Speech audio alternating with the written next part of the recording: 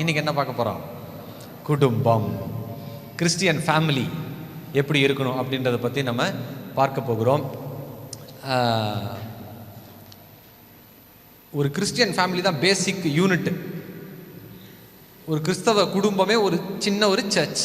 Okay, ஆண்டவர் ரொம்ப அழகாக படைச்சிருக்கிறாரு ஒரு கிறிஸ்டியன் ஃபேமிலியை. தாய் கணவன் மனைவி பிள்ளைகள் அப்படின்னு படைச்சிருக்கிறாரு. அவருக்கு பிடிச்ச இந்த குடும்பத்தை படைச்சது ஆண்டவர் தான். கணவன் மனைவி உறவை படைத்தது யாரு? ஆண்டவர். திருமணத்தை உண்டாக்கியது யாரு? ஆண்டவர். ஆனால் இந்த பிசாசு இருக்கான் பாருங்க, அவன் இது எல்லாத்தையுமே உடைக்கணும், இது எல்லாத்தையுமே அழிக்கணும், இதிலேருந்து வெளியே வரணும் மனுஷன் அப்படின்றது அவனுடைய திட்டம். இன்னைக்கு ஒரு கிறிஸ்தவ குடும்பம் எப்படி இருக்க வேண்டும் என்பதை நாம் வசனத்தின் மூலமாக பார்க்க போகிறோம். ரொம்ப இன்ட்ரெஸ்டிங்கான ஒரு சப்ஜெக்ட். இந்த பக்கம் இருக்கிறவங்க எபேசியர் 5ஆம் அதிகாரம் 18வது வசனம் எடுத்து வைத்துக் கொள்ளுங்கள். வாசிக்க வேண்டாம், எடுத்து வச்சுக்கோங்க. இந்த பக்கம் இருக்கிறவங்க கொலோசையர் 3ஆம் அதிகாரம் 16வது வசனம் எடுத்து வைத்துக் கொள்ளுங்கள். ஓகே, எஃபிஷியன்ஸ் 5:18 வாசிங்க ஐயா. அங்கே அப்படியே ஒரு ஸ்டாப். இந்த பக்கம் கொலோசையர் 3:16.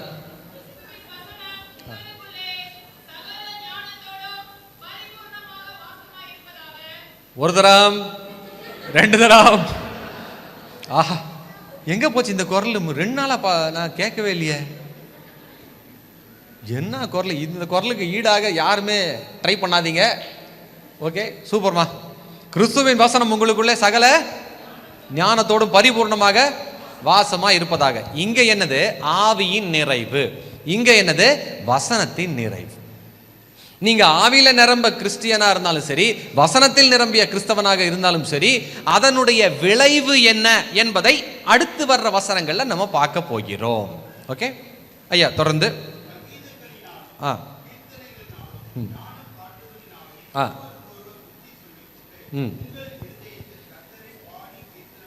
போதும், அங்க ஸ்டாப். இந்த பக்கம் தொடர்ந்து.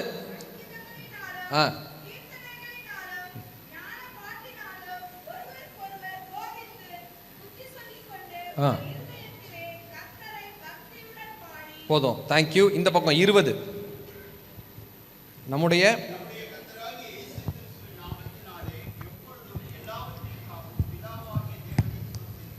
அடுத்து இந்த பக்கம் 17.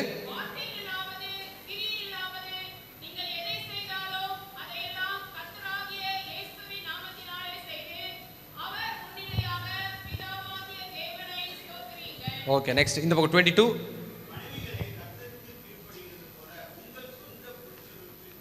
இந்த பக்கம் 18. நெக்ஸ்ட் இந்த பக்கம் 25.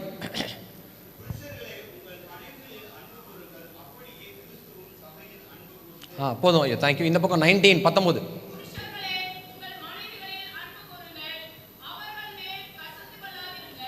அடுத்த அதிகாரம் முதல் வசனம்.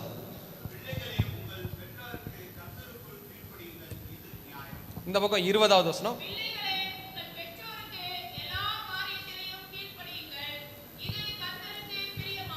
இந்த பக்கம் 5வது வசனம்.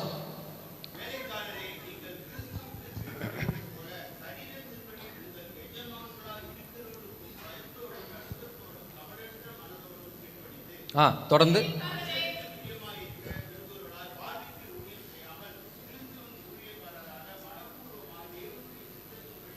அதே அதிகாரத்தில் 8வது வசனம் படிச்சிருங்க ஐயா.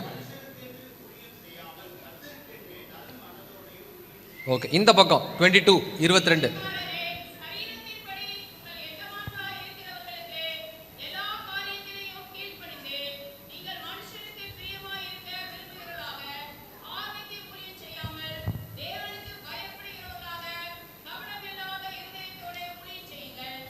இருபத்தி 24. எதை செய்தாலும்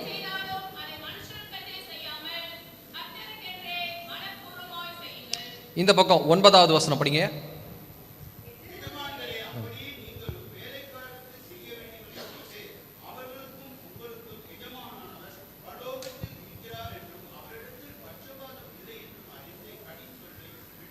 இந்த பக்கம் முதல் வசனம். அடுத்து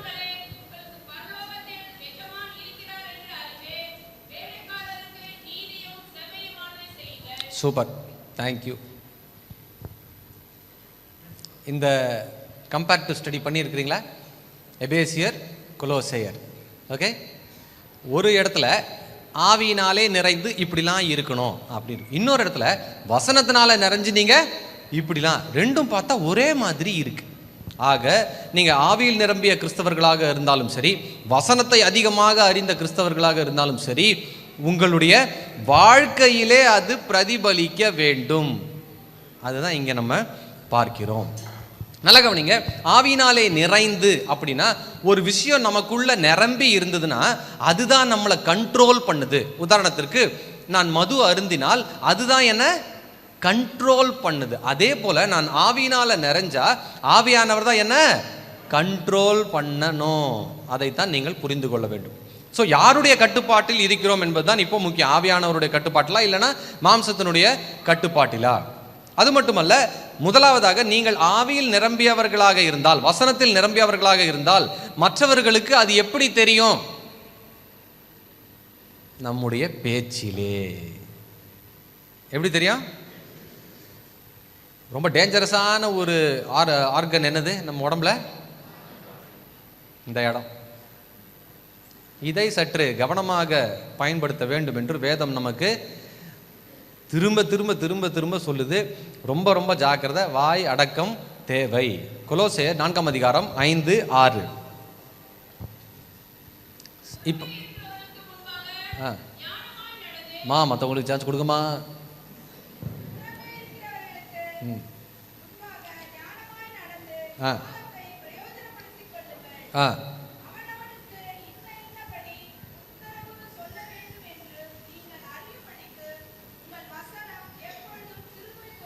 கிருபை பொருந்தினதாயும் உப்பால். அதாவது அன்பானவர்களே, கிறிஸ்டியன்ஸ் பேசும் பொழுது நான் கிறிஸ்டியன்ஸ் கேட்டா அவங்க என்ன சொல்லணும்? பேசு பேசு, ஏன் நிறுத்திட்ட, பேசு, அந்த மாதிரி தான் சொல்லணுமே ஒழிய ஐயோ ஆரம்பிச்சுட்டானே அப்படி சொல்லக்கூடாது. நம்ம பேசுனா, கிறிஸ்டியன்ஸ் பேசுனா பழம் நழுவி எங்க விழணும்? பாலில் விழணும். ஆனா பொதுவா எப்படி இருக்கு நம்ம பேசினா? குப்பை நழுவி சாக்கடையில் விழுற மாதிரி இருக்கு. அதுவும் ஞாயிற்றுக்கிழமை காலையில சர்ச்சுக்கு கிளம்புறதுக்கு முன்னாடி நம்ம வீட்டில் ஒரு டேப் ரெக்கார்டோ கேமராவை வச்சா, அதுக்கப்புறம் பாஸ்டர் நம்மளெல்லாம் சர்ச்சுக்குள்ளேயே அலோவ் பண்ண மாட்டார். பயங்கரமான சில பல சத்தங்கள்லாம் நம்ம வீட்டில் கேட்கும் ஞாயிற்றுக்கிழமை காலையில். எருமை மாடு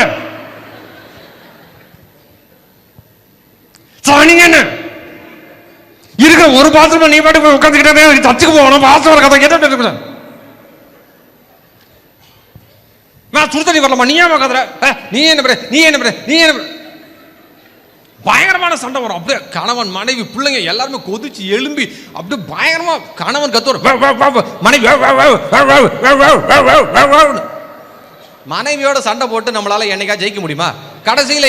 கடைசியில கணவன்ல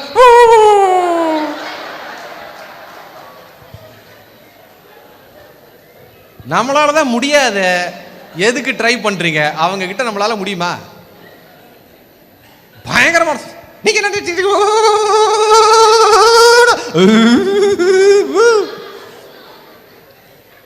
இவ்வளவு சண்டை பயங்கரமா நடக்கும். எருமை மாட பண்ணி பிசாசு நாய் எல்லா அனிமல்ஸையும் கொண்டு வந்துருவாங்க. எல்லா அனிமல்ஸையும் கொண்டு வந்து பயங்கரமா திட்டி தீத்து எல்லாமே. அதுக்கப்புறமா அப்படியே சர்ச்சுக்குள்ள வருவாங்க பாருங்க, ஒயிட் அண்ட் ஒயிட்ட போட்டுக்கிட்டு, அன்பே பிரதானம் சகோதரர் அன்பே பிரதானம், பல பல பாசை படித்தறிந்தாலும் தள்ளி நில்லுங்க பிரதர், கலகலவென்னும் கைமணியாமே. 10 நிமிஷத்துக்கு முன்னாடி தான் பாஞ்ச அப்படியே பயங்கரமா அன்பே பிரதானம் சொல்லி என்ன மாதிரியான பாட்டு பாடி அப்படியே ஆவியில நிரம்பி ஆவியானவர் அப்படியே இறங்கி வராருமா? வராரு, நிச்சயமா வராரு ஒரு நாள். என்ன சத்தம் பயங்கர கத்தி. வசனம் என்ன சொல்லுது? கொஞ்சம் நாவு அடக்கம் ப்ளீஸ். 3rd கிராஸில் கத்துறது 7th கிராஸில் கேட்குதுமா. ஹலோ பிரதர் மைக்கேல், உங்க பிள்ளைங்க தான் என்ன இன்னைக்கு எழுப்பி விட்டாங்க, தேங்க்யூ. அப்படிதான் பண்றோம் நம்ம. பயங்கரமான சத்தம் கேட்குது. இதுல என்ன பிரச்சனை தெரியுமா? இந்த சத்தம் போடுறது பிரச்சனை இல்லை, அது எல்லா வீட்லையும் நடக்கும். ஆனா அதுக்கப்புறமா ஒரு வேஷம் போடுறோம் பாருங்க, நம்ம ஒண்ணுமே தெரியாத மாதிரி. Praise the Lord pastor, praise the Lord pastor, சத்தமா பாடுங்க.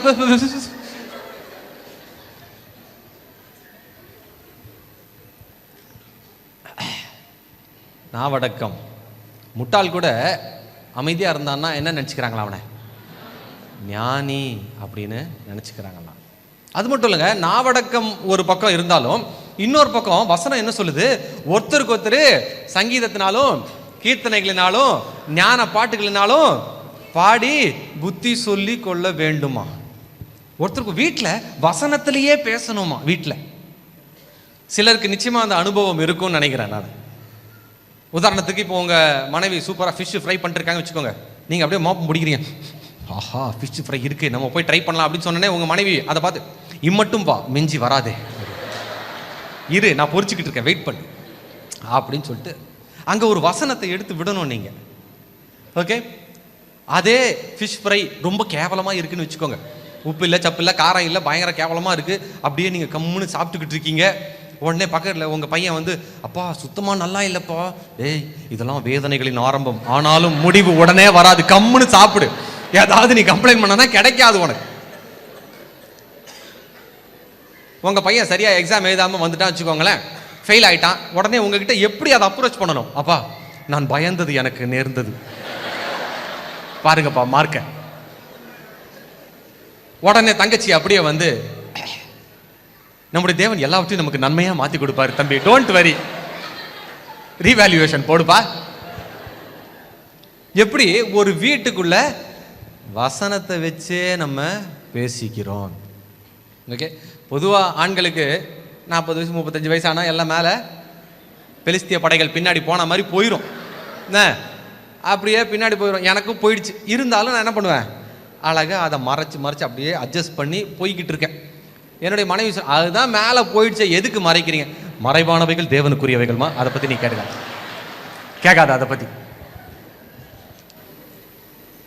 ஓகே, அதே போல் பொதுவாக போதகர்களுக்கு ஊழியர்களுக்கு பல இடங்களுக்கு போய் நாங்கள் சாப்பிட்றதுனால போகிற இடத்துலலாம் நம்மளுக்கு பிரியாணியை போட்டு எல்லாம் மொக்குன்னு மொக்கிறதுனால கொஞ்சம் பெருசாக இருக்கும் வயிறு. யாராவது கேட்டாங்க என்ன இப்படி, இது நித்திய சுதந்திரம் ஆண்டவர் கொடுத்து, இதை நான் விட்டு கொடுக்க மாட்டேன். ஓகே, என்ன பண்ணுறோம்? இது ஒரு கிறிஸ்தவ வீட்டில் மட்டும்தான் இது நடக்கும். இந்த ஃபன், இந்த ஜாலியாக பேசுறது எங்கே நடக்கும்? கிறிஸ்டியன் வீட்டில் மட்டும்தான் இங்கே நடக்கும். வசனத்தில் ஒருத்தருக்கு ஒருத்தர் பேசி கொள்ள வேண்டும். இதே நம்ம வீட்டில் இருக்கிறோம், திடீர்னு கடன்காரங்க வந்துட்டாங்க, என்ன பண்ணுறதுன்னு தெரில, கடன் கொடுக்குறதுன்னு நம்மளுக்கு முடியல. உடனே எல்லாம் நின்று அழகாய் நிற்கும் யார் இவர்கள், திரளாய் நிற்கும் யார் இவர்கள், கொடுத்த கடனை திருப்பி கேட்க வந்து இருக்காங்க, அழகாய் நிற்கும் யார் இவர்கள். கதவு சாத்துமா பிரதர், நாங்க ஜபத்துல இருக்கிறோம், அப்புறம் மீட் பண்ணுவோம். கடனை வாங்கிட்டு பாட்டு வேற. ஓகே, இது வந்து ஒரு கிறிஸ்டியன் ஃபன்னு. இது வீட்டில், கிறிஸ்தவ வீட்டில் மட்டும்தான் இது நடக்கும், வேற எங்கேயுமே நடக்காது. பொதுவாகவே ஒரு கிறிஸ்தவ வீடுனா ஏதாவது ஒரு சங்கடம் அப்படின்னா உடனே மனைவி கணவனுக்கு உற்சாகப்படுத்தும்படி வசனங்களை சொல்ல வேண்டும். இல்லை கணவன் மனைவி உற்சாகப்படுத்தும்படி வசனங்களை சொல்ல வேண்டும். ஏதோ ரொம்ப பாரமாக இருக்கிறாங்க மனைவி அப்படின்னா உடனே கணவர் என்ன சொல்லணும்? கர்த்தர் மேல் உன் பாரத்தை வைத்து விடு, அவர் ஆதரிப்பார்மா, உன்னை கைவிட மாட்டாரு அப்படின்னு சொல்லணும். ஓகே, இல்லைன்னா சப்போஸ் வீட்டில் அப்பாவுக்கு மியூசிஷியன்ஸ் அதுக்குள்ளே காண போயிட்டாங்க, எங்கே எப்படிங்க கீபோர்ட், ஓகே கீபோர்டு சீனப்பா, கீபோர்ட் மட்டும் போதும். நேரம் கழிச்சா டக்குன்னு வந்து உட்காந்துடுறாங்க. நான் மட்டும் தான் நிற்கிறேன் 2.5 மணி நேரம். இப்போ அப்பா வேலை இல்லாமல் வீட்டுக்கு வந்துட்டாரு, ஐயோ வேலை போச்சு என்ன பண்ணுறது அப்படின்னு கஷ்டப்பட்டுக்கிட்டு இருக்காரு. உடனே பிள்ளைங்கெல்லாம் வந்து ஹலோ அப்பா எங்களுக்கு ஐஸ்கிரீம் வாங்கிட்டு வந்தீங்களா அப்படின்னு. இல்லை செல்லம் ஐஸ்கிரீம் வாங்கலை, ஏன்னா அப்பாவுக்கு வேலை போயிடுச்சு. உடனே அந்த பிள்ளைங்க வந்து அப்படியா, அப்போ நம்ம என்ன பண்ண தெரியுமா, அந்த பிரதரை வந்து இ மேஜர் பிடிக்க சொல்லலாமா, இ மேஜர் பிடிச்சிட்டாடா என்ன நடந்தாலும் நன்றி ஐயா, யார் கைவிட்டாலும் நன்றி ஐயா, என்ன நடந்தாலும் நன்றி ஐயா, யார் கைவிட்டாலும் நன்றி ஐயா, நன்றி நன்றி இடைவிடா நன்றி உமக்கு தானே, இணையில்லா தேவன் உமக்கு தானே. இப்படி அந்த பிள்ளைங்க பாடினா அந்த அப்பா வேலை போன கவலை கூட போன போதும், ஆண்டவர் நம்மளுக்கு எல்லாமே நன்மையாக முடிப்பார் அப்படின்னு சொல்லி. இதுதான் ஒரு கிறிஸ்தவ வீடு. இப்படி தான் நம்ம ஒருத்தருக்கு ஒருத்தர் பேசிக்கொள்ள வேண்டும். அன்பாக ஒருத்தருக்கு ஒருத்தர் அரவணைத்து பேசிக்கொள்ளும். ஒரு கணவன் மனைவியிடையே கருத்து வேறுபாடு இருக்குமா இருக்காதா? இருக்கும். கருத்து வேறுபாடு இல்லாத கணவன் மனைவி கிடையாது. நிச்சயமாக நாங்கள் ஒன்று சொன்னால் நீங்கள் ஒன்று சொல்லுவீங்க, நீங்கள் ஒன்று சொன்னால் நாங்கள் ஆப்போசிட்டாக தான் சொல்லுவோம். ஆனால் அந்த மாதிரியான சமயத்தில் நீங்கள் சண்டை போடணும்னு முடிவு பண்ணிங்கன்னா தயவுசெய்து உங்கள் பிள்ளைங்களுக்கு 10 ரூபாய் கொடுத்து விட்டு, எப்பா நீ போய் டைரி மில்க் சாப்பிட்டுட்டு அப்பா கூட நான் கொஞ்சம் பேசணும். உடனே இருக்கு என்னப்பா எதுவாக இருந்தாலும் ஹாலில் வச்சு பேசுவா, இல்லை உள்ள வாங்க, உள்ளே போய் பெட்ரூம் கதவை சாத்திட்டு என்ன வேணால் பேசிக்கோங்க, எப்படி வேணால் பேசிக்கோங்க, கத்திக்கோங்க, திட்டிக்கோங்க, என்ன வேணால் பண்ணிக்கோங்க. அன்பான சகோதரிகள் கிட்ட நான் சொல்கிறது, கணவரை அடிக்கும் போது ரத்தம் வராமல் அடிக்கணும். தயவு செய்து கையை காலை உடைக்கிற வேலைலாம் இருக்கக்கூடாது. நாங்கள் வெளியே ஆஃபீஸ் போவாண்ணா, okay just kidding, okay. But still எதுவாக இருந்தாலும் உள்ளே பேசி தீர்த்து கொள்ளுங்கள். தயவு செய்து பிள்ளைங்க முன்னாடி காய்ச்சி மூச்சு என்று சத்தம் போடாதிருங்கள். ஸோ ஃபஸ்ட்டு நம்ம ஆவிக்குரிய ஜீவியம் வசனத்திலே வளர்ந்த, வசனத்திலே நிறைந்த குடும்பம்னா எப்படி இருக்கணும்? முதல்ல நம்முடைய பேச்சு ஒழுங்கா இருக்கணும். அடுத்து ஒரு குடும்பம் எப்படி இருக்கணும்னா அந்த வசனத்துல தான் அதே எஃபிஷியன்ஸ் 5:20 கொலோசியன்ஸ் 3:17 இருக்கிறோம். Giving thanks. ஒரு கிறிஸ்தவ குடும்பம் நன்றி சொல்கிற ஒரு குடும்பமாக இருக்க வேண்டும். முக்கியமா இதுல சகோதரிகள் தான். என்னத்தை வாழ்ந்துட்டோம், இந்த சொட்டத்தால எனக்கு கட்டி வச்சிட்டாரு, என்ன பண்ண, எங்கேயோ நான் எப்படியோ இருந்திருப்பேன், இங்கே ராயபுரத்தில் குப்பை கொட்டணும்னு எனக்கு எழுதி வச்சிருக்கு, என்ன பண்ணுறது, ஏதோ வயிற்ற கழுவிக்கிட்டு இருக்கோம், ஏதோ குப்பையை கொட்டிக்கிட்டு இருக்கோம், ஏதோ வாழ்க்கையை ஓட்டிக்கிட்டு இருக்கோம். சென்னை மாநகராட்சியிலேயே வேலை செய்றீங்க நீங்கள், எப்போயுமே புலம்புறது, என்ன என்ன என்ன எனக்கு என்ன செஞ்சிட்டீங்க, நீங்கள் தான் எங்களை என்னெல்லாமோ செஞ்சிட்டீங்களே, என்ன நான் என்ன கண்டுட்டேன் அப்படின்னு. இந்த பழைய ஏற்பாட்டில் இஸ்ரவேல் ஜனங்க செஞ்சது மிகப்பெரிய தப்பு என்னது? முறுமுறுத்தார்கள். எதுவுமே எனக்கு பத்தலை, சரியில்லை, அது சரியில்லை, இது சரியில்லை. அந்த மாதிரி தயவு செய்து சொல்லாதீங்க. கிறிஸ்டியன் ஹவுஸ் எப்படி இருக்கணுமா? Thanks giving house. ஓகே, நன்றி சொல்கிற ஒரு வீடாக இருக்க வேண்டும். எல்லாவற்றுக்காகவும் பிதாவாகிய தேவனை ஸ்தோத்தரித்து கிவ் தேங்க்ஸ் அப்படின்றாங்க. ஆகையால் உங்களுடைய வீடுகளிலே இனி புலம்பல் சத்தம் கேட்கக்கூடாது, தேங்க்யூ சத்தம் தான் கேட்கணும். ஓகே, எவ்வளவு மோசமான நிலைமையில் கூட நீங்கள் நன்றி சொல்ல வேண்டும். அடுத்து முக்கியமான சப்ஜெக்ட், மிக முக்கியமான சப்ஜெக்டுக்கு வந்திருக்கிறோம் நம்ம. மனைவிகளே, உங்கள் புருஷருக்கு கீழ்ப்படியுங்கள். அன்பான தாய்மாரே, இதை நான் சொல்லவில்லை, வேத வசனம் சொல்கிறது. என்ன சொல்லுதுன்னா, மனைவி புருஷனுக்கு சப்மிட் பண்ணுங்க, கீழ்ப்படிங்க. அப்படின்னா என்ன அர்த்தம்? கீழ்ப்படுகிறதுனா அடிமையா இருக்கிறதுன்னு அர்த்தம் இல்லை. நீங்க உங்க வேலையை பாருங்க, அதான் அதனுடைய அர்த்தம். கணவர் அவருடைய வேலையை பார்ப்பார். ஒரு குடும்பத்துல 2 தலை இருக்க முடியாது. யார் தலைவர் குடும்பத்துல? ஏசப்பா தான் தலைவர், போங்க பிரதர், அவர் தான் தலைவர், அது தெரியுது. இருந்தாலும் குடும்பத்தில் ஒருத்தர் தான் மெயின். ஃபர்ஸ்ட் யாரு? கணவர், அதுக்கப்புறம் மனைவி, அதுக்கப்புறம் பிள்ளைகள். இதுதான் ஆண்டவர் படைச்ச ஆர்டர். இதுல நம்ம தர்க்கம் பண்ணக்கூடாது. நான் ஏன் ஆண்களுக்கு நிகராக நாங்கள் இருக்கக்கூடாதா? பெண் உரிமை. உண்மையாவே பெண்களுக்கு மிக அதிகமான சுதந்திரம் கொடுத்த ஒரே மார்க்கம் நம்ம மார்க்கம் தான். நல்லா கவனிங்க, ஆவிக்குரிய ரீதியிலே ஆண்களும் பெண்களும் சமம். ஓகே, நீங்க ஜெபம் பண்ணாலும் ஆண்டவர் கேட்பாரு, கணவர் ஜெபம் பண்ணாலும் ஆண்டவர் கேட்பாரு, அதுல எந்த வித்தியாசமும் இல்லை. ஆனால் சரீர பிரகாரமாக உங்களுடைய ஃபங்க்ஷன்ஸ், வேலை சம்பந்தமாக நீங்கள் வேறு, கணவர் வேறு. கணவர் வேலை என்ன? வெளியில போய் சம்பாதிக்கிறது, உழைக்கிறது, அது இது. உங்களுடைய தலையாய கடமை என்ன? கணவரை கவனித்துக் கொள்வது, பிள்ளைகளை கவனிப்பது, வீட்டை கட்டுவது.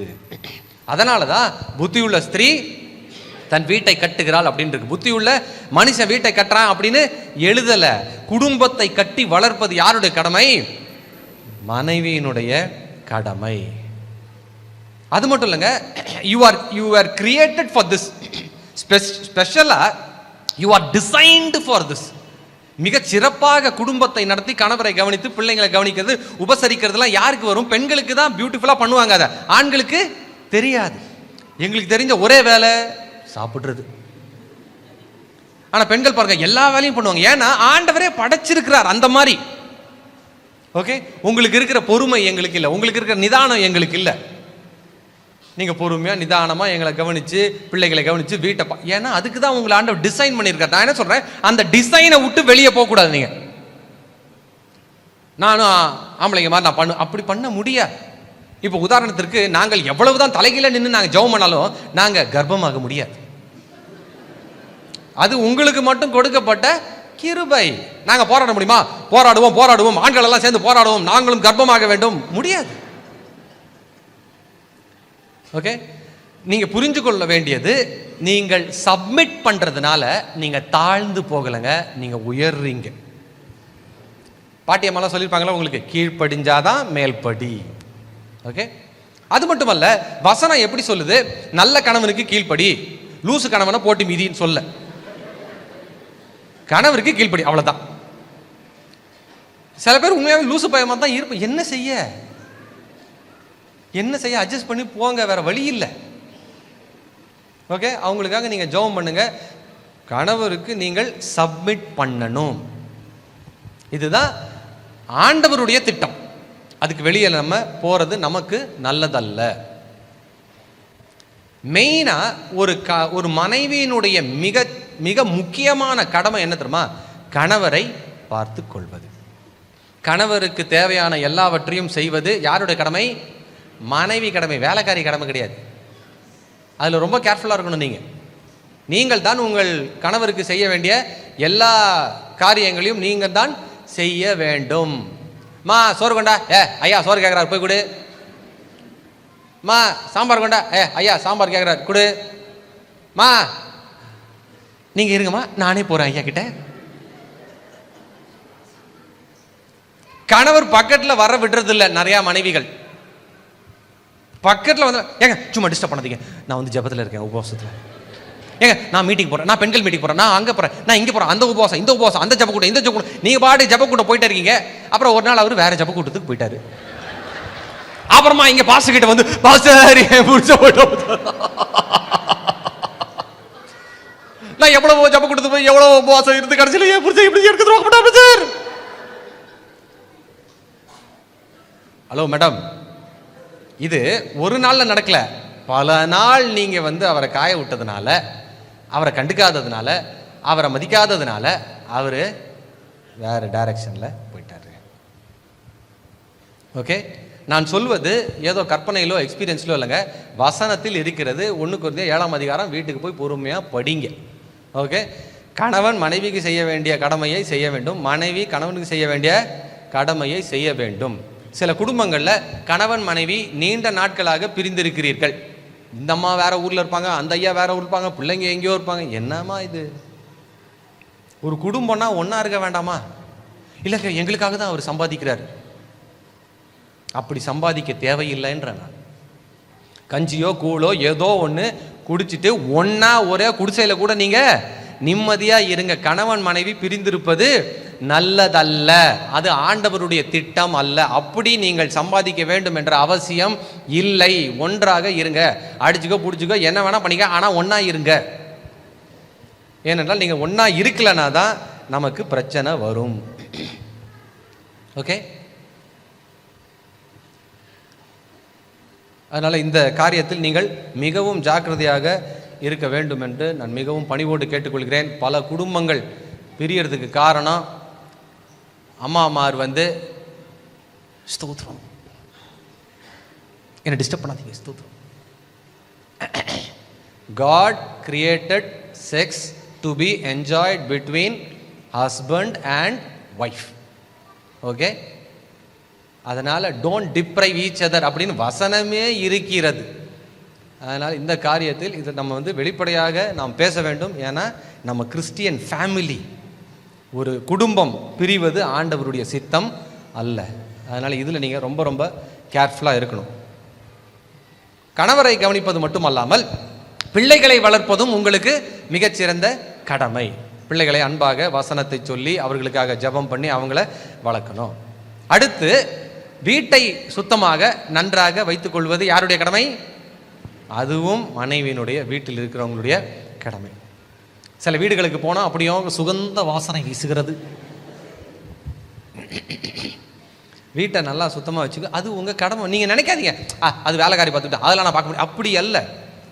அதுக்காக தான் ஆண்டவர் உங்களை டிசைன் பண்ணிக்கார். பியூட்டிஃபுல்லாக ஒரு ஃபேமிலியை வளர்க்குறது ஒரு பெண்ணினுடைய கடமை. ஓகே, ஃபஸ்ட்டு ப்ரையாரிட்டி ஃபேமிலி, அப்புறமா தான் வேலை. வேலைக்கெல்லாம் போங்க, வேலைக்கு போக வேண்டாம் என்று நான் சொல்லவில்லை. சந்தோஷமாக போங்க, சம்பாதிங்க. ஆனால் முதலில் உங்கள் குடும்பத்தை பாருங்கள்.